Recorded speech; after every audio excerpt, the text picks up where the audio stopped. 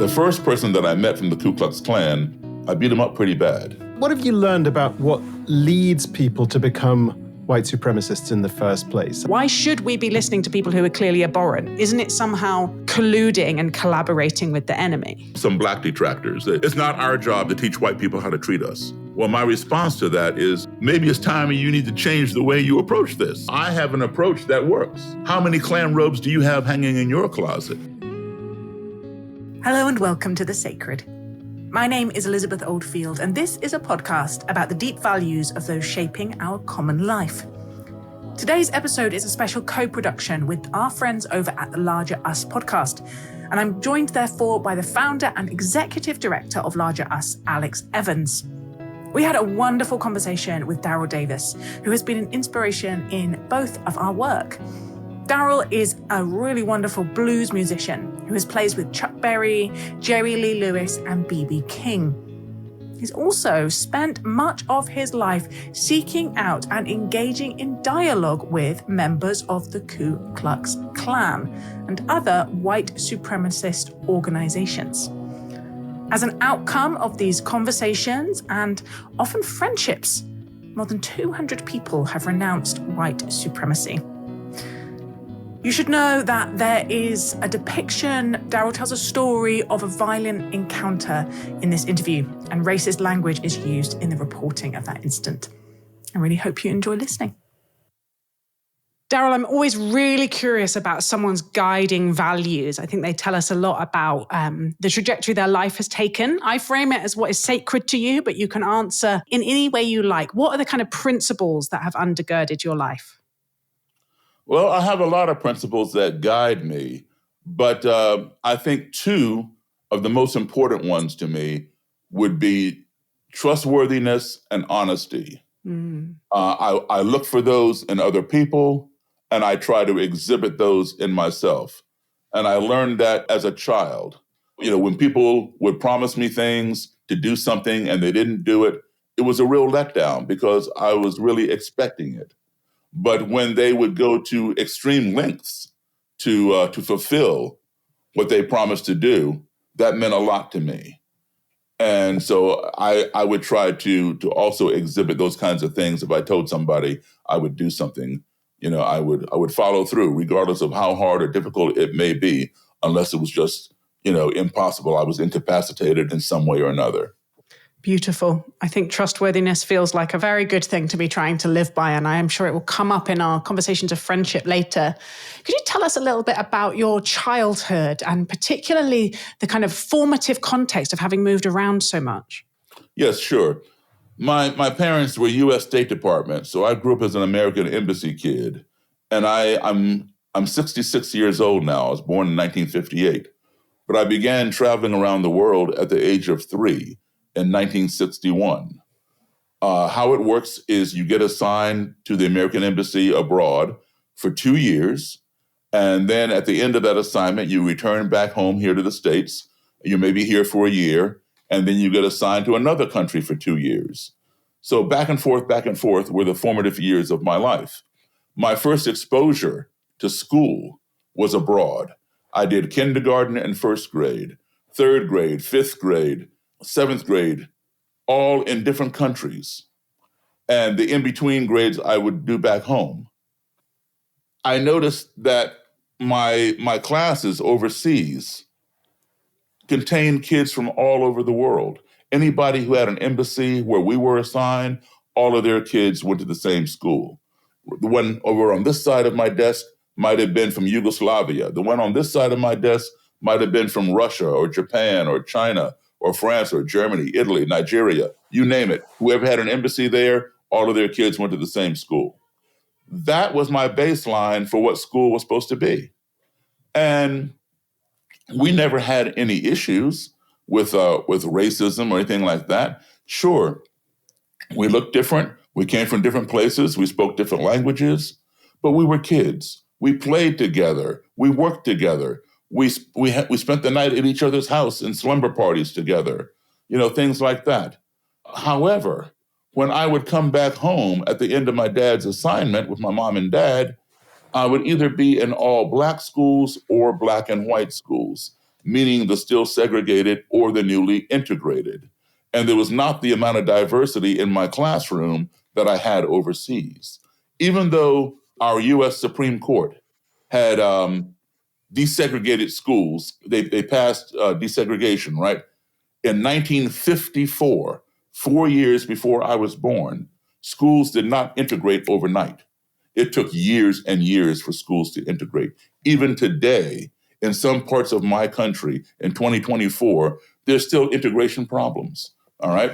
So one time I came home, it was 1968. I was at the age of 10 in fourth grade, and I was in one of those newly integrated schools. 1968 is what? 12 years after desegregation. So to give you that example, in this school that I came, public school, grades 1 through 6, elementary school, I was in fourth grade. There were only 2 Black kids in the entire school. Myself in fourth grade and a little Black girl in second grade. So consequently, most of my friends that I hang out with are fourth graders. They all were white. Several of them actually were members of the Cub Scouts, and they invited me to join. So I joined the Cub Scouts. I was the only Black Scout anywhere in the area. So even though desegregation was passed, it still took a lot of time to catch up. And did you find, so you grew up in conditions where difference and diversity were the norm, at least when you were on the foreign postings. And how did that shape you temperamentally? Obviously, it set your baseline for what level of difference is normal at a very high level. But did it sort of lay the foundations for you being able to kind of be curious about people, to be empathetic, to be able to kind of see the world through different eyes, as it were? That in itself did not make me curious about other people. Like you pointed out, that was the norm for me. I didn't really know any difference. And, we all got along. There was no reason for me to think anything different of these people just because, they didn't look like me or their language sounded strange or funny to me or something like that. What made me conscious of it and put me on that trajectory was the fact that I didn't know I was any different, right? So when I joined the Cub Scouts back here in 1968, I was the only Black Scout around, and we had a parade with a bunch of other groups, and I was the only Black participant in this parade, and the sidewalks were lined with nothing but white people who were waving and smiling and cheering and having a good time until we reached a certain point along this parade route when I started getting hit with bottles and rocks and soda pop cans by just a small group of spectators off to my right, standing on the sidewalk, mixed in with the larger crowd.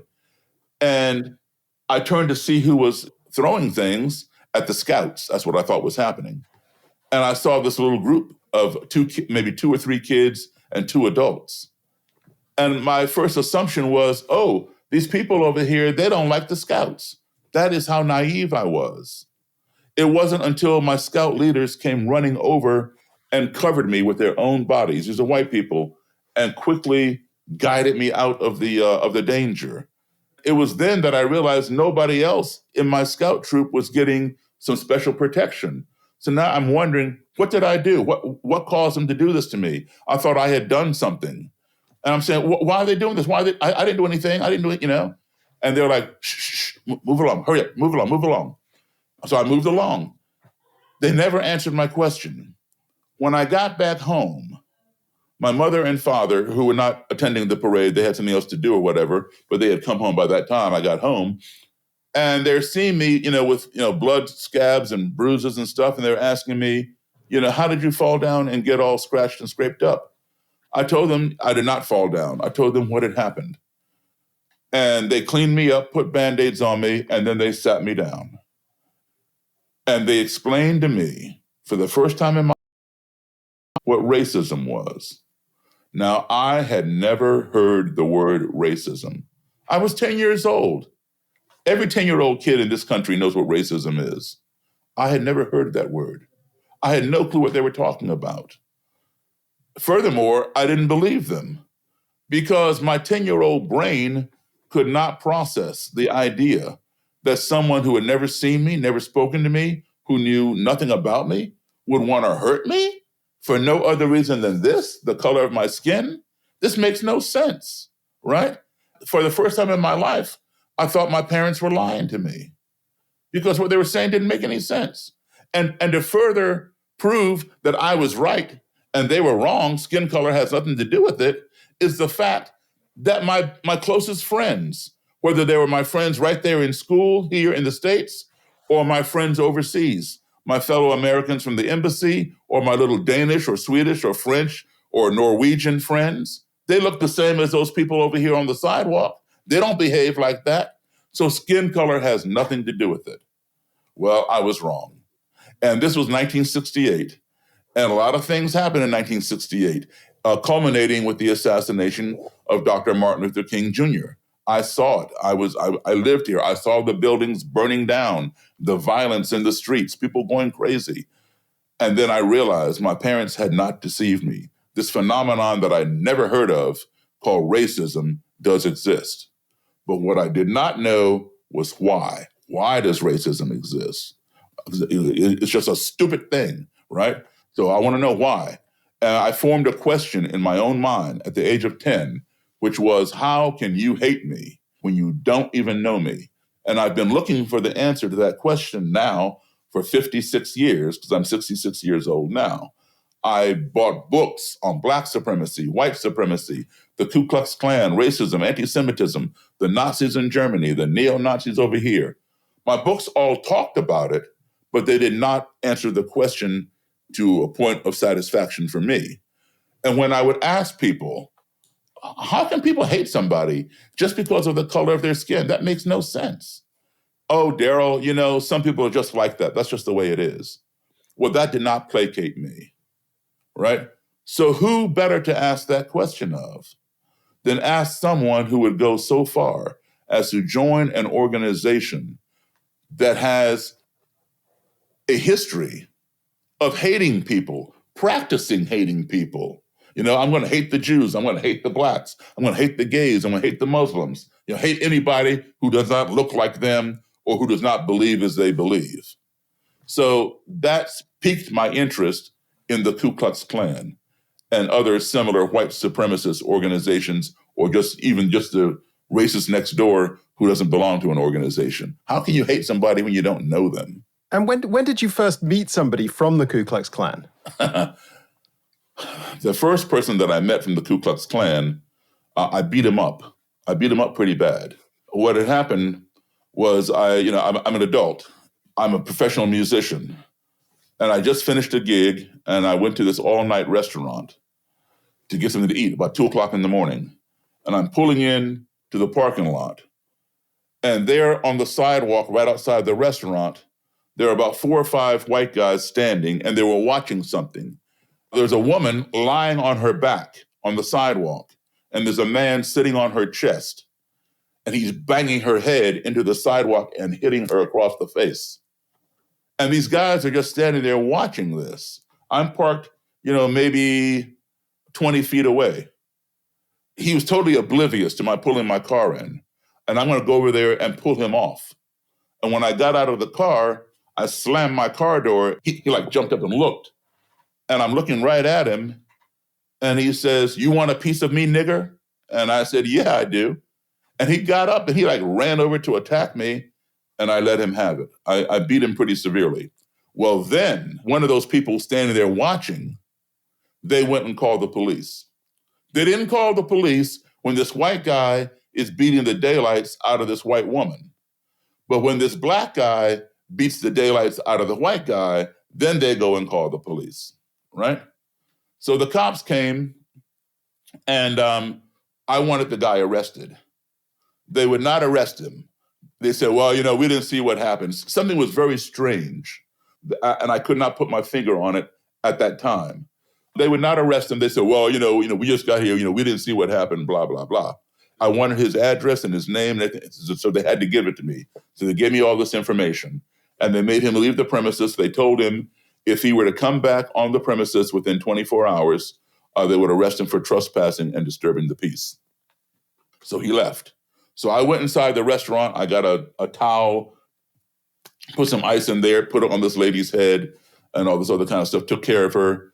And I said, listen, here's my name, here's my phone number. If you want me to come to court, and if you want to take him to court, I will come there as a witness.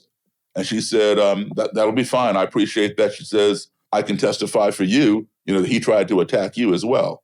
Long story short, the day of the trial, I went to her house and I picked her up and we went to court together. On the way to court, she tells me that this guy is a Klansman. And, I didn't know at the time, but it didn't matter to me. I don't care what he is. He was wrong for doing what he was doing. And she tells me that he was a high-ranking fireman in the local fire department. So that explained to me why the cops would not arrest him. Because, they all know each other. He's one of the brethren. So that was my first encounter. My second encounter went a lot differently. I was playing a gig in the same place, not the same place, but the same town. I was at an all-white bar called the Silver Dollar Lounge. I was playing with a country band. And the Silver Dollar Lounge has a long-standing reputation of being unwelcoming to Black people. Black people do not go there. There are no signs that forbid us to go there, but the feeling is there. You just don't go there. And I knew of the place. I've seen it before. I'd never been in there. But the band had played there before, and the band was pretty well known around Maryland. So they asked me to join, all-white band, and I joined. So here I am in the Silver Dollar Lounge. And on the break, I'm following the band to go sit down at the band table, and I felt somebody from behind me put their arm across my shoulder. Now, I see the whole band in front of me because I'm following them to the table. I don't know anybody in this place. So I'm turning around trying to see who's touching me. I'm thinking I'm going to have to get into another fight again. And I see this older white guy, big smile on his face. He's maybe 15 to 20 years older than me. And he says, man, I sure love your all's music. I said, thank you, sir. And I shook his hand. And he pointed at the stage. And he said, I've seen this here band before. I ain't never seen you before. Where'd you come from? And I explained to the guy, well, yeah, you probably did see them. They told me they've played here before. But I just joined this band. This is my first time here. I joined a couple months ago. He goes, well, man, I sure love your piano playing. This is the first time I ever heard a Black man play piano like Jerry Lee Lewis. I was not offended, but I was surprised because this guy is almost 2 decades older than me. And he did not know the Black origin of Jerry Lee Lewis's piano style. And so I proceeded to explain to him that Jerry Lee Lewis got that style from the same place I did, from Black blues and boogie-woogie piano players. That is where rock and roll and rockabilly evolved.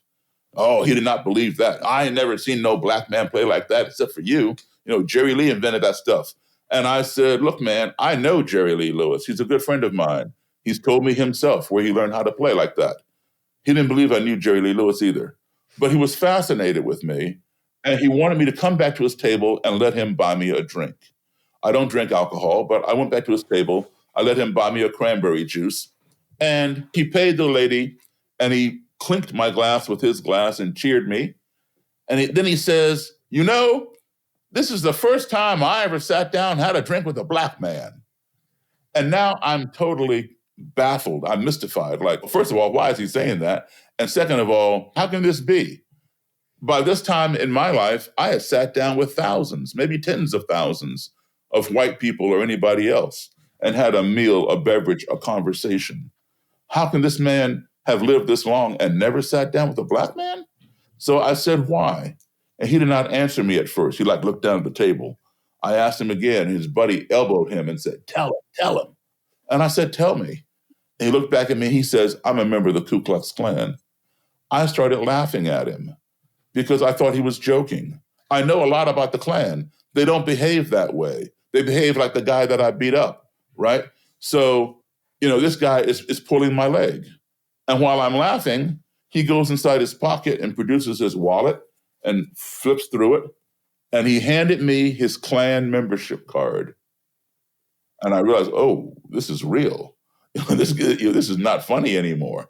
And I gave it back to him. And now I'm questioning myself in my own mind, what the hell am I doing sitting at this table with the Klansmen? but he was very friendly. And he gave me his phone number. He wanted me to call him anytime I was to come back to this bar with this band, because he wanted to bring his friends, meaning Klansmen and Klanswomen, to see me play, like Jerry Lee Lewis, as he put it, right? So I would call him, about every 6 weeks, whenever, we would return. And he would come with our Klansmen and Klanswomen. And they would sit there and watch me play. They'd come near the stage, watch me play. They'd get out on the dance floor and dance. And then on the breaks, I would go to his table to thank him for coming. Most of them would stay there and, they were curious about me. They wanted to meet me, talk to me. 2 of them would get up and they'd walk to the other side of the room when they saw me coming. So the implied message was, we don't want to shake your hand. We don't want to touch you or talk to you. We just want to look at you. Okay, so I'm in, a cage or something. But that was fine. And so that went on until the end of that year. And I quit the band and I went back to playing rock and roll and R&B and whatever else was going on. And then a few years later, it dawned on me, Daryl, you blew it. The answer to your question that you've been seeking since the age of 10, how can you hate me when you don't even know me? It fell right into your lap and you didn't realize it. Who better to ask that question of than a KKK member? That's what they do. They hate people, right? He would have the answer. So get back in contact with that guy. And so I still had his phone number. It'd been several years later, but I still had it. I found it and I called. The number had been disconnected. So I had to track him down. I don't know why it was disconnected. I found out later he had moved. I got an address. There was no way of my being able to notify him that I wanted to come and talk to him. So I just showed up at his apartment one evening and I knocked on the door. And he opens the door. He goes, Daryl, what are you doing here? And he steps out into the hallway and he looks up and down the hallway, to see if anybody was with me. And when he stepped out of his apartment, I stepped in. So he turns around, he comes back in, he goes, what's going on? Are you still playing music? What's going on? I said, yeah, I'm still playing. But listen, I need to talk to you about the Klan. He says, the Klan? And I said, yeah. And I said, you remember, right? And he goes, well, I quit. And he gave me some long dissertation as to why he quit. So anyway, long story short, I decided that I want to write a book on the Ku Klux Klan. And I'm going to start right here in Maryland. I'm going to start with the head of the Klan from Maryland. And I wanted him to introduce me to this person.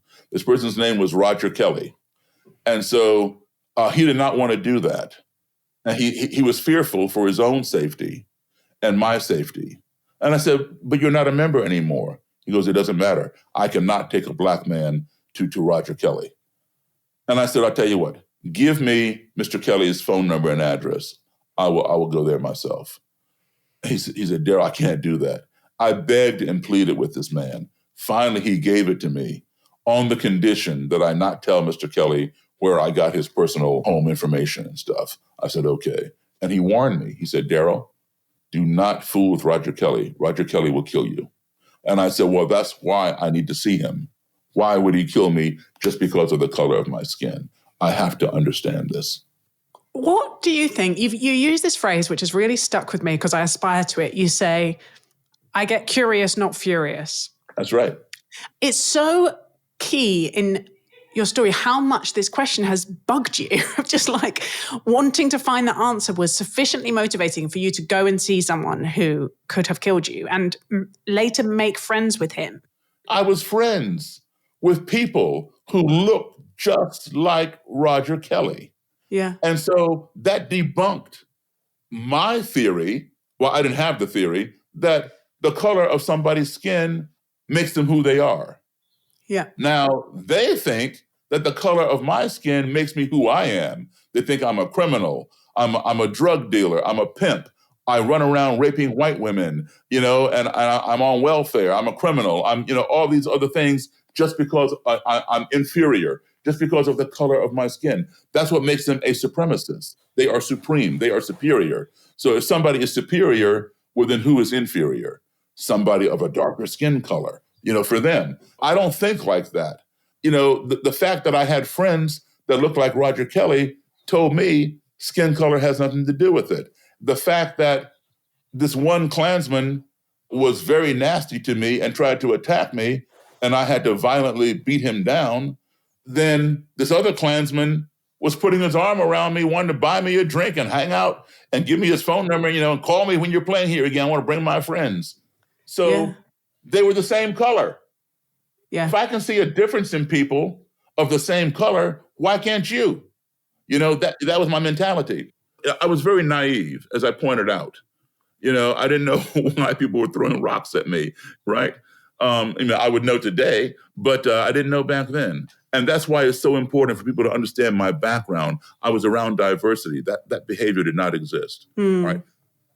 People always say to me, well, Daryl, how come your parents didn't tell you about racism early on? Why did they just let you, experience it like that, the hard way? And I thought about it, when I was first asked that question.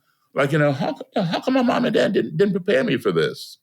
That's not right. Let me go out there and somebody abuse me like that, and I have no forewarning or no knowledge of it. This thing exists, and I didn't know.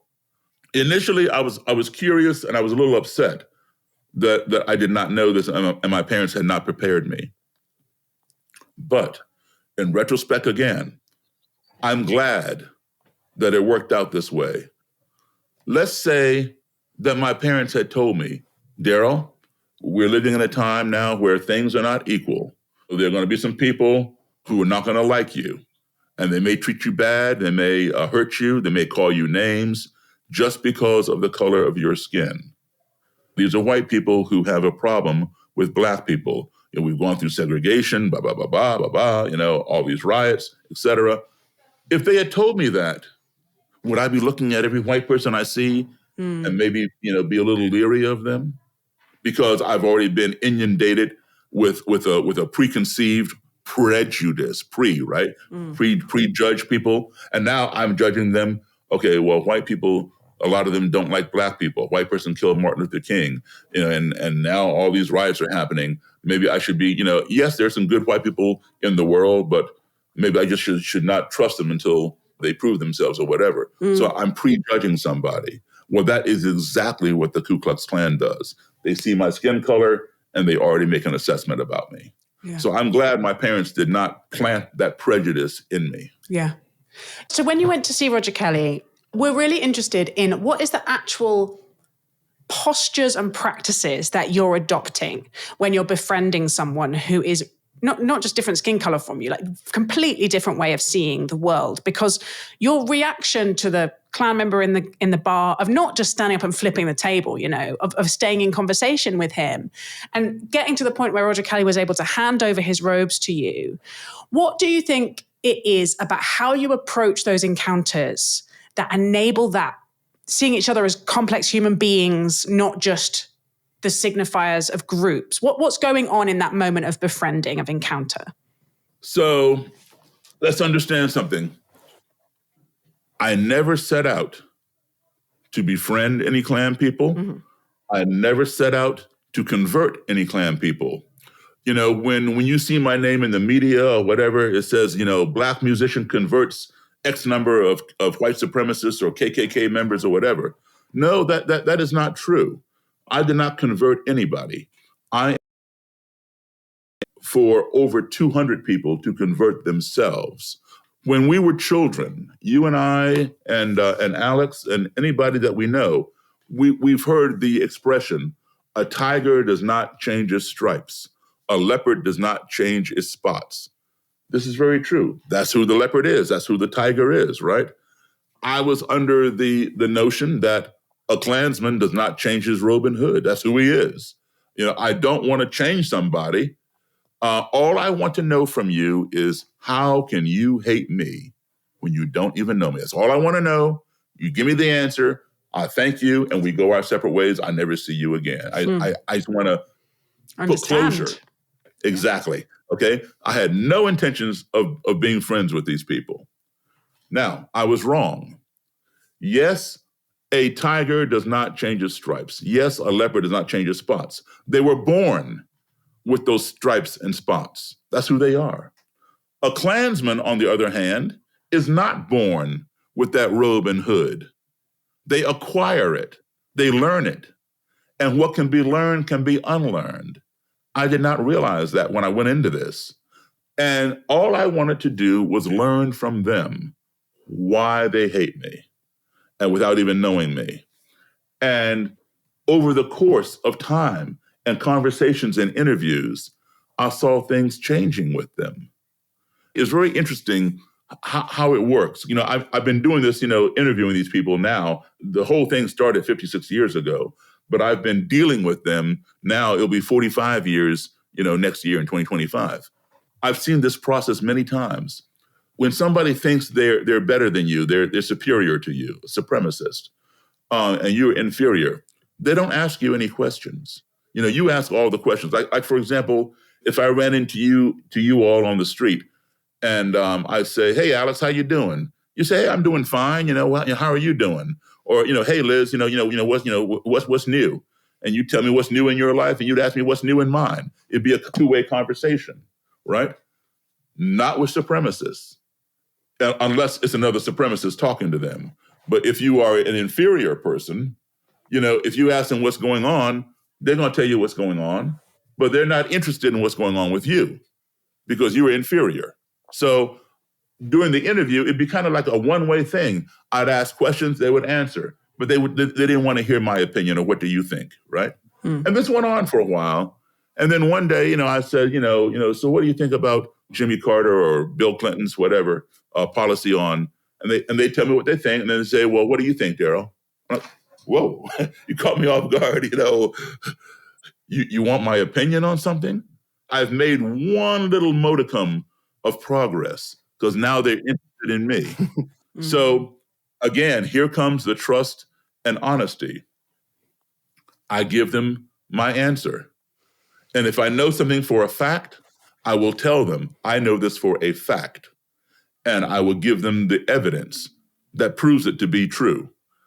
If I don't know it for a fact and it's my opinion, I always preface it by saying, I don't know for sure, but this is my opinion. This is what I think based on what I know, what I feel.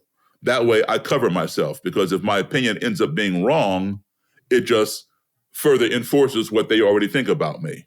So always be honest, be truthful. And so I'm always transparent. I give them my honest answer, and I give them a trustworthy source where they can ascertain the fact themselves if I present it as a fact. And so then I noticed, then they began asking more and more questions as they find out that I was right.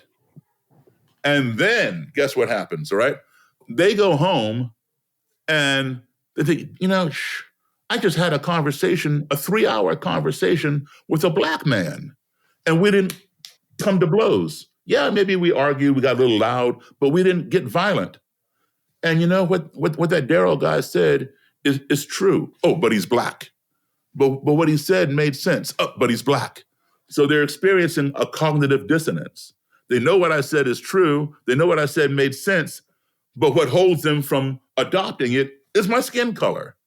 So now they're struggling. And, it becomes tiresome. And they have to resolve this dilemma. So they have to consider two things. Do I disregard his skin color and believe it to be true because I know it's true, and now I change my ideological path? Or do I consider his skin color and continue living a lie just because of his skin color? So most people choose the path of least resistance, and they go with the truth.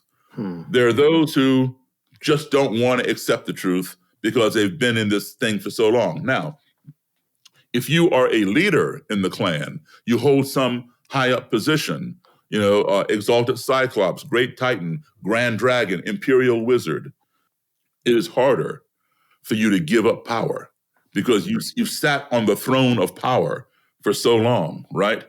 And you've recruited people into your organization. And these followers, let me tell you, I'm sure you all have never been to Klan rallies before, but I have, okay? These people, they look up to their leaders. They really look up to their leaders. They even get autographs and stuff of Grand Dragons and Imperial Wizards and get their picture taken with them and all this crazy stuff. It's like a rock star, celebrity. These people love that power. And so now they have to think, even if they know that you are right and they're wrong and they're feeling bad, the next dilemma is, do I want to give up this power? And how do I go to my followers that I recruited and say, hey, folks, I was wrong? Daryl, what have you learned about what leads people to become white supremacists in the first place? I mean, one of the things we've noted in our research at Larger Us is how extremist groups often attract people in by offering a kind of belonging. I mean, a twisted kind of belonging based on who is excluded, but belonging nevertheless. And then there's also psychological research about how when people maybe grow up feeling shame as a chronic psychological condition, it can create a kind of self-protective rage that they externalize out onto somebody else who becomes the scapegoat.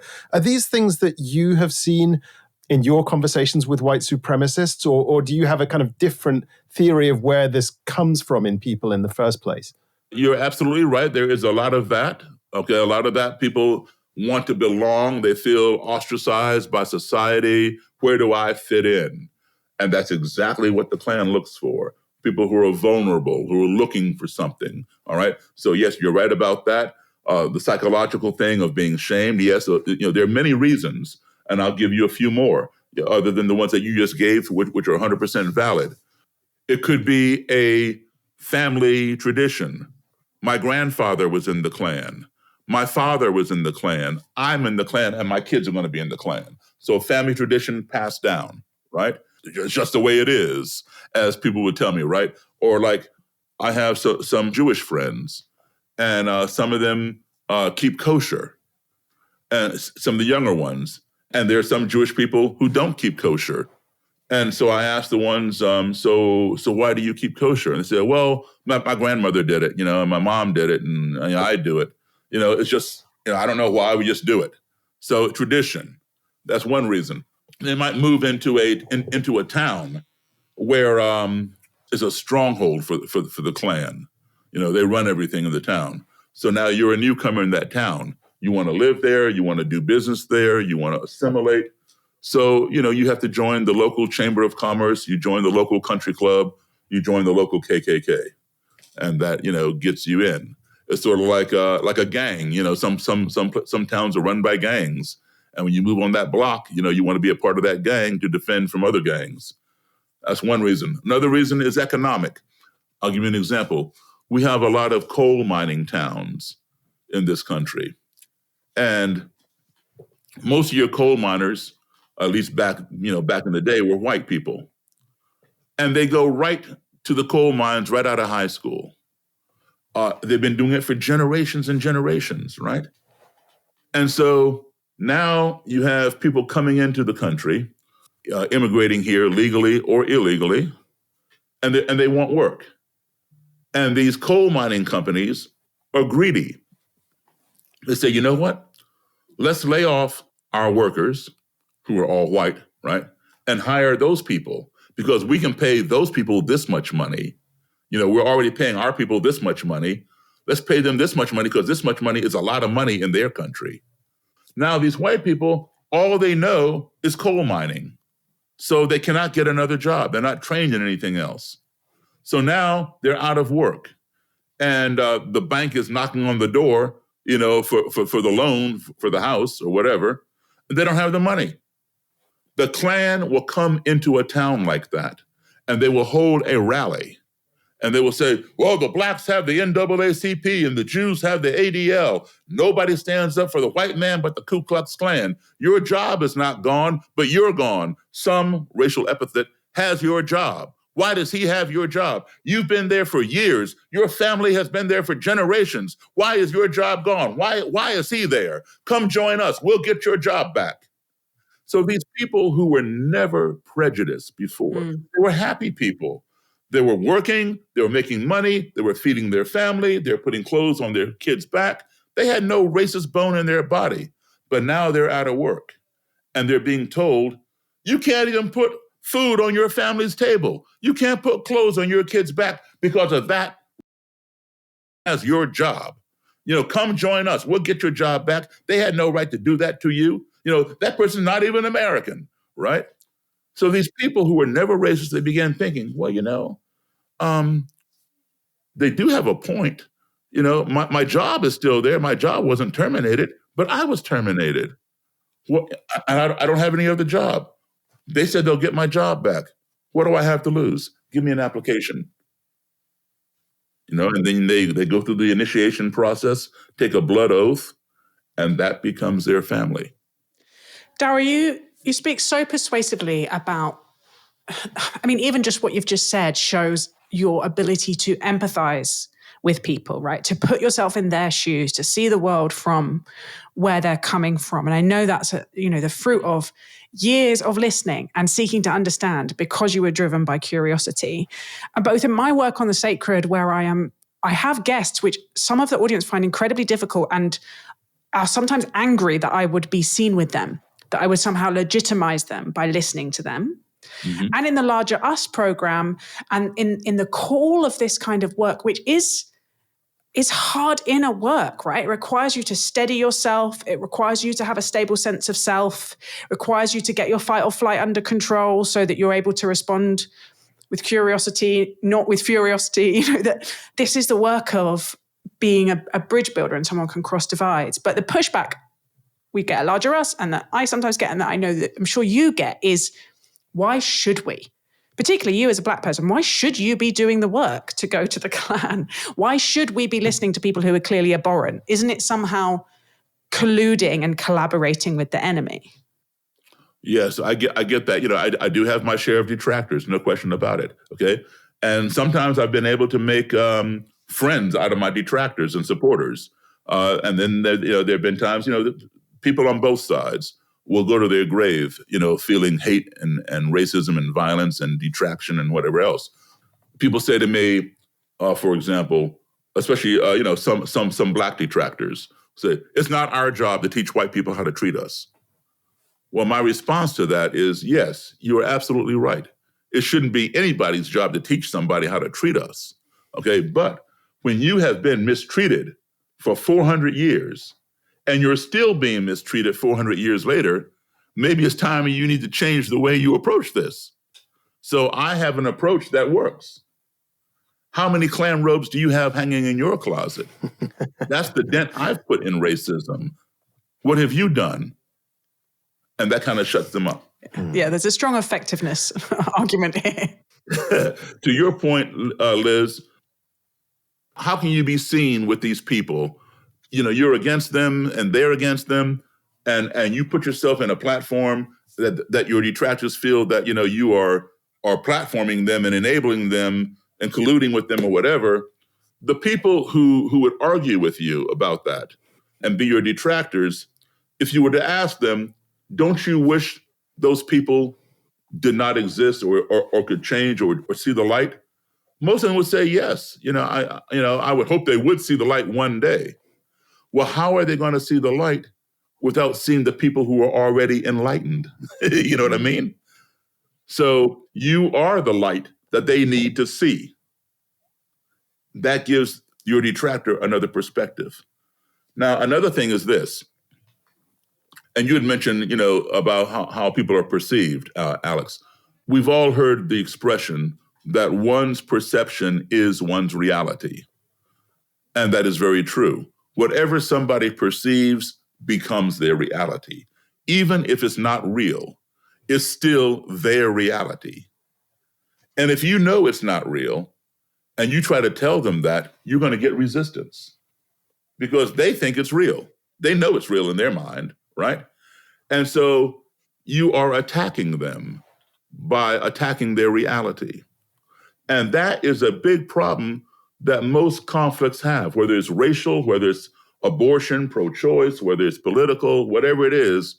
When somebody attacks somebody's reality, that's the beginning of the problem. And all it does is escalate, because the more you attack somebody's reality, the more you're going to have a problem. If you want somebody's reality to change, what you must do is don't attack the reality. Offer them a better perception or better perceptions. If they resonate with one of your perceptions, they then will change their own reality because the perception becomes their reality. And an example that I like to give is, let's say that you have an 8 or 9-year-old brother, and he goes to a magic show, and he comes home and tells you, Alex, you're not going to believe this. This magician on stage, he asked for a lady volunteer, and 50 women raised their hand, and he picked one out of the audience and invited her on stage, what's your name, where are you from, and then he had her climb into this long box and put her feet out the hole at that end and put her head out the hole at this end. And then he closed the box. He took a chainsaw and went right through the middle of the box. And the saw came out the bottom of the box. He cut her in half. And then he told her to wiggle her feet out the hole. And she wiggled her feet. And you say, listen, it didn't really happen like that. Yes, it did. I was there. I saw it with my own eyes. You weren't there. I saw it. He is 100% right. You were not there. You did not see what he saw. How dare you tell him he did not see something that he saw? He saw the man cut her in half, put her in the box, right? You weren't there, and yet you're going to challenge him? You have attacked his reality. And to make it even more convincing to you, he tells you, after he cut her in half and she wiggled her feet, he took the half of the box with the feet and moved it over here to stage right, and the half with the head and put it over there on stage left. And then he talked to the lady's head, and she spoke back to him. She was cut in half, and she spoke back to him, right? And then he brings the two halves back together, and he puts his hands over the box. He says, abracadabra, whatever, incantation. And then he opens the lid, time's out. He cut her in half and put her back together, and there's no blood. And you say, listen, it's an illusion. No, it's not. He's going to go off on you again. It's going to escalate. He might even punch you because now you're calling him a liar. You're never going to get through by attacking somebody's reality. You know it's not real. You're older. He does not know. It's his reality. All right? So what you do is this. You say, listen, I understand what you're saying, but let me ask you a question. Do you think that maybe, just perhaps, it's possible that the lady that he brought up on stage out of the audience, maybe she knows the trick? Maybe she was planted in the audience. She travels around the country to every show with him, and he puts her in the same seat in every theater. That way he can look around the audience and then zoom on her and bring her up. And then when she climbs into the box, there's already a pair of mannequin dummy legs lying on the floor of the box that are wearing the same stockings and same high heels that she has on. She picks up the ends by the pole and shoves them out the hole. She takes her own knees and brings them up under her chest. So now her whole body is on that half of the box. So when he cuts the box in half, the saw never touches her. And when he says, wiggle your feet, she reaches over, grabs the handles on those poles and shakes them, and the feet wiggle out the hole, right? And then when he separates the two halves, he puts the feet over here, the feet can no longer move because she's over here. So he needs to distract you from looking at those feet. So he moves the head over this side. You're going to follow him wherever he goes. And he talks to the head. Of course she's going to talk back. Her whole body is in that half of the box. He doesn't want you looking over there at those, still feet. So then he brings the two halves back together. He opens the lid. And of course she's going to climb out, no blood. She pulls those poles back in, leaves them on the floor, and she climbs out. So then your brother says, that might be the only way that could work. So you've offered him a better perception, and it has resonated with him and become his reality. Right. So don't waste time attacking somebody's reality. All you're going to get is resistance. It's going to exacerbate and maybe even explode into violence. Even though you're triggered by it, don't attack somebody's reality. Just offer them a better perceptions. Right. Daryl, we're almost at time, and I actually have to leave in 5 minutes to get my kids from school. But I did want to ask you just before we finish, just briefly, what are your reflections both on the American election now, where obviously so many of the issues that we're talking about are right to the fore, but also to kind of bring it down to earth, what steps do you feel that listeners could potentially take to draw on your experience and the kind of approach that you've pioneered? especially listeners who are in a very polarized situation like the US, but also more generally, how can people start to put what you do into practice? Okay, well, let's look at it like this. This country has been a white supremacist country for basically 400 years since we came here. I'm a descendant of slaves since I came here in 1619. When you have sat on the throne of power for 400 years, that's all you know. That's your reality. You don't want to get off, right? You look at our last president, he was only there for 4 years. He thinks he's still there, So if you want something to change that hasn't changed in 400 years, then you have to be the change that you want to see. And that's why we have this election, which is so crucial. We have to change the dynamic. We call many other countries third world countries. I don't like that term. Perhaps we are a first world country technologically, but we, United States, we are a third world country ideologically. There are third world countries that have female presidents, female prime ministers. All we do is talk about in this country, can a black man be president? Can a Mormon be president? Can a woman be president? Who cares what religion, what gender, what color they are? Can we have a president that can lead this country? That should be the focus, okay? And in order to bring that about, then we have to be the change. When you haven't had something in 400 years, then change it, if that's what you want. Daryl, thank you so much for speaking to us for this special collaboration between the sacred and larger us. It's truly been a joy to speak with you. Thank you. Please call me again sometime. We'd really like that. Have a lovely rest of your day.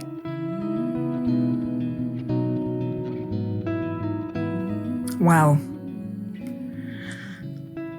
What a lovely man. What a lovely combination of sort of lightheartedness, actually, and moral seriousness. The first thing I'm reflecting on is how his childhood away from the United States has made his work possible. I think that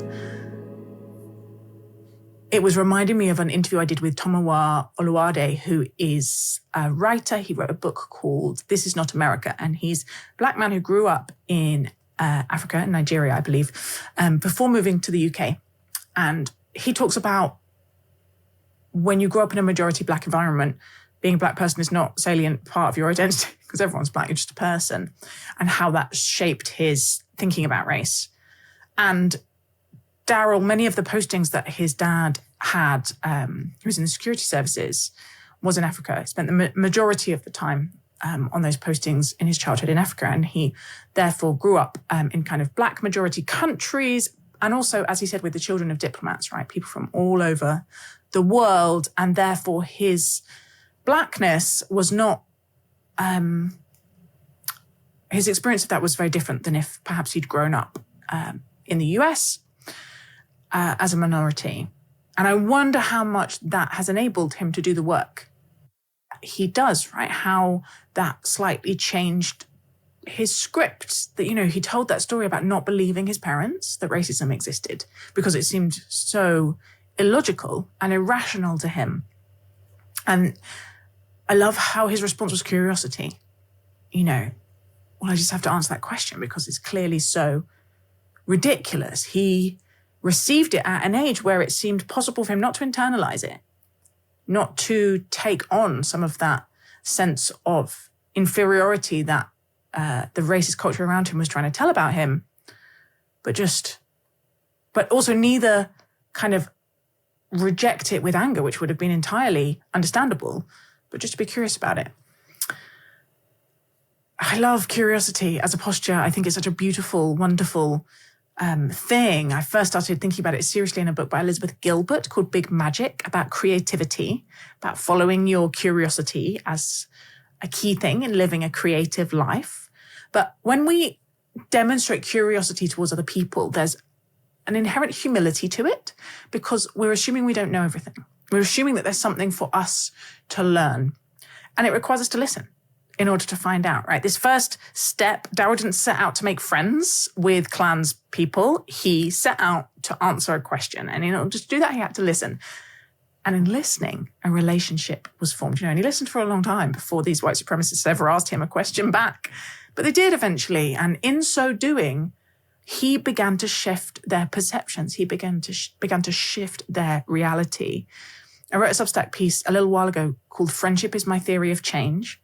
And it really is our ability to approach each other as potential friends, to listen with curiosity, to seek out relationship before we try and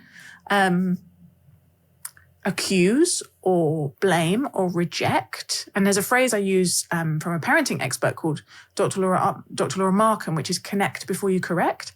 And I think the same holds true of almost everything. It's reminding me of of James Martin, who said this quote from the Pope, affective collegiality precedes effective collegiality. Essentially, you have to have some sort of emotional connection before you can hope to change someone's mind. And Daryl is doing that par excellence.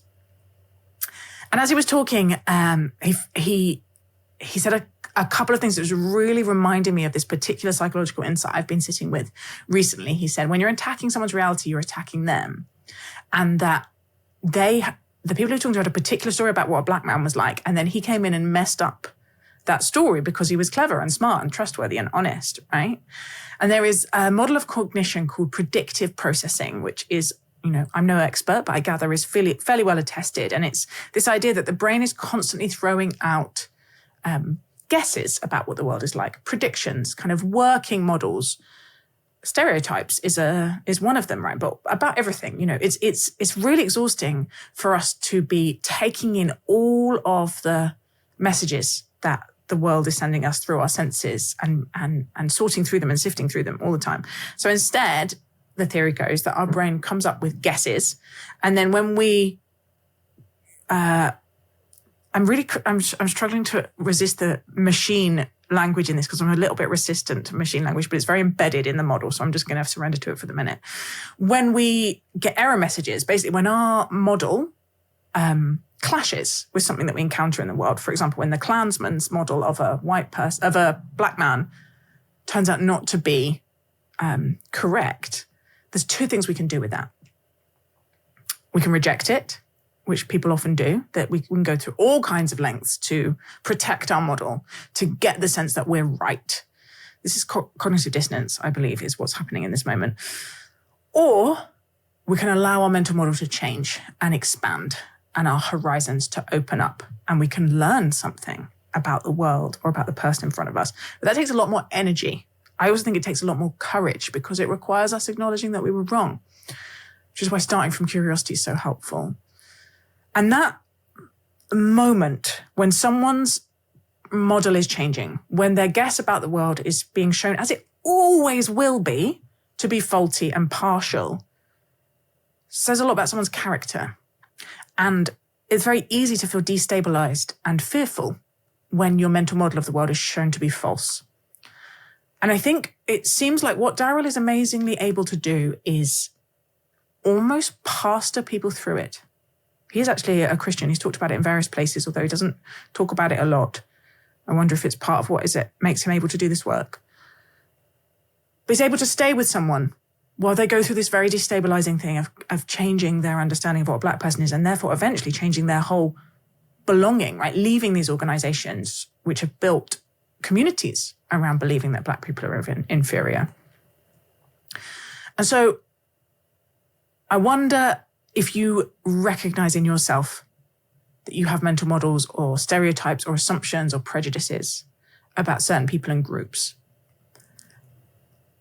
It's really hard to catch ourselves in this, but if you notice when something comes in that messes with your model, whether you're able to pastor yourself, I guess, hold yourself steady through that moment and allow your horizons to expand. It's one of the nicest bits of feedback we've had on The Sacred recently, is someone said, you mess with all my would-be tidy assumptions. And I hate that I need that, but I do. And I kind of want to say back to that listener, we all do. Don't worry, we all do. And those of us like Daryl who can develop the courage to help people in that moment, to be sufficiently present and calm and steady as someone allows their mind and their heart to change on something, is a very beautiful thing. I wonder if it's the only way. anyone really changes on these deep things. Thank you so much for listening to this episode of The Sacred. My name is Elizabeth Oldfield, and our production team are Dan Turner, Amari Ugandrian, and Lizzie Harvey. This is a project of the think tank Theos. Please do check out our wider work. There is an amazing new animation by my colleague Emily Down about sleep and rest, and it is absolutely gorgeous, and I would highly recommend going to check it out. It's called In Sync with the Sun. Otherwise, this is the last interview episode of this series. I will be back with a reflection quite shortly. But for now, thank you so much for listening. And as always, please do get in touch and tell me what you thought. Speak to you soon.